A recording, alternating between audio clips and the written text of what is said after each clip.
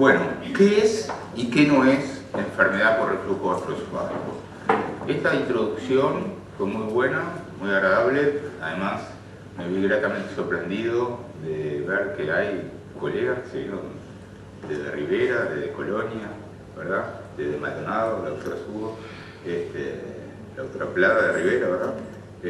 La verdad que a Rey también de Colonia, fantástico, y les agradezco mucho este esfuerzo, que es realmente muchísimo mayor que uno puede presuponer, y nos pone una responsabilidad a todos los que participamos en la organización del curso y lo que vamos a trabajar en los próximos meses con ustedes, y espero que un día digan, bueno, valió la pena tanto esfuerzo. Gracias por venir, y en el medio de la semana todavía, porque a veces fin de semana uno combina para hacer alguna otra cosa, pero les agradezco a todos los que vienen del interior. Escuché que hay alguien de Canelones también. Bueno, esto es fantástico para nosotros. ¿Qué es y qué no es enfermedad por reflujo? Y vamos entonces a empezar hablando de lo que son los trastornos funcionales digestivos. Estos pacientes que ustedes rápidamente describían, sobre todo tú, doctora Plada, son pacientes que rápidamente uno se da cuenta que lo que tiene es un trastorno funcional digestivo. Y vamos entonces a hablar un poquito de qué son. Se caracterizan los trastornos funcionales digestivos por síntomas crónicos, como puede ser el dolor o molestias abdominales, que se acompañan a veces de alteraciones de las funciones gastrointestinales. Algunos ejemplos de los trastornos funcionales digestivos pueden ser el dolor torácico no cardiogénico, la dispepsia funcional, la constipación o la diarrea funcionales, el síndrome de intestino irritable, y hay otra larga lista todavía de otros trastornos funcionales digestivos. ¿Cuál es el punto común que une a todos estos trastornos funcionales digestivos? El punto común, entonces, está sugerido por el alto porcentaje de solapamiento que existe entre los síntomas del tubo digestivo alto y bajo en la misma población. Esto es lo que hace a que estos trastornos funcionales puedan ser incorporados todos juntos. Los trastornos funcionales digestivos son una parte muy importante de la patología gastroenterológica. Cualquiera de nosotros, o los chicos que están acá en la primera fila, que están haciendo ahora el posgrado, que empezaron hace un mes, ya saben de estar en la policlínica que una parte muy importante de los pacientes que ven son pacientes funcionales. Se calcula que más del 50% de la consulta de cualquier gastroenterólogo, en cualquier lado prácticamente del mundo occidental, va a ser con estos porcentajes. Y también del médico general, ¿verdad? Siendo por lo menos, creo que hay algún problema acá con este 5, pero bastante más que este 5, no me acuerdo cuándo era, Nicolás, ¿verdad? 5% de la atención primaria, tenía otra cifra en la cabeza. Y pasaron de ser diagnóstico de exclusión, ¿qué queremos decir con diagnóstico de exclusión? Que antes, para decir que un paciente tenía un trastorno funcional digestivo, hacíamos una serie de estudios paraclínicos, y si no tenía nada orgánico decíamos que era un paciente funcional. Ahora ya no pasa esto, y ahora podemos hacer un diagnóstico preciso de un trastorno funcional digestivo, en general con un buen interrogatorio y un buen examen físico. A veces vamos a necesitar de algún estudio paraclínico. Bueno, en 1988 se reunieron un grupo de expertos en Roma, y ahí surgió la primera clasificación moderna de los trastornos funcionales digestivos, y fueron los criterios de Roma. Así se llamaron inicialmente porque no sabían que iba a venir otro, no le pusieron de Roma 1, después éramos como Roma 1. 10 o 11 años después se volvieron a juntar los mismos más algunos nuevos, otra vez en Roma, y ahora sí ya le llaman criterio de Roma 2, y como era muy lindo ir a Roma, seguramente volver a juntarse, se juntaron en 2006 y crearon los criterios de Roma 3. ¿Qué significa en realidad todo esto? Y ya fuera de lo que es una pequeña broma, significa que ninguno de ellos son perfectos. Como decía mi profesor Ceballos, mi maestro, el ser humano clasifica cuando no entiende bien, y de esa manera trata de entender un poco mejor.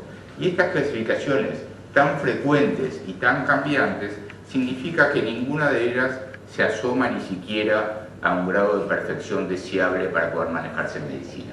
Y seguirá habiendo probablemente en el futuro más criterios de Roma u otros criterios que van a venir a destronar a los criterios de Roma. Y vamos a hablar ahora un ratito de dispepsia. Y Empezaremos por citar algunas cifras sobre epidemiología. Veo que ustedes siguen la conferencia que tienen allí. Me van a disculpar que hay algunos 3 o 4 slides que pueden traer muy pequeños cambios y un slide adicional, ¿de acuerdo? Pero igual le va a servir para seguir la charla y anotar allí. Es de una elevada prevalencia, ya lo dijimos, todos lo saben, cualquiera que haya hecho medicina sabe que la dispepsia es de una elevada prevalencia. En Estados Unidos es de aproximadamente un 25%. Es el 2 al 5% de las consultas de atención primaria y es el 40 al 70% de las consultas sobre patología digestiva. Pero es interesante que a pesar de esta altísima prevalencia, esta altísima presencia de pacientes con dispepsia en nuestros consultorios, hay un importante porcentaje de pacientes que la tienen que no llegan a consultar, ya sea porque es leve, ya sea porque son pacientes que tienen dificultad para hablar al médico, por diferentes motivos. Solo van a consultar entre el 35 y el 40% de los pacientes. Y ustedes ven aquí en este slide que la dispepsia tiene importantes consecuencias. Tiene un impacto sanitario que se ve en el alto número de consultas y de estudios, ¿verdad?, en algunos pacientes que requieren ser hospitalizados por complicaciones o porque requieren a veces un tratamiento quirúrgico, y también tienen, por supuesto, una consecuencia, un impacto en el tratamiento. Tiene un impacto social, porque a veces estos pacientes bajan en su productividad laboral, ¿verdad?, con las consecuencias que tienen en su trabajo, y también le genera una pérdida de recursos que puede generar esa persona.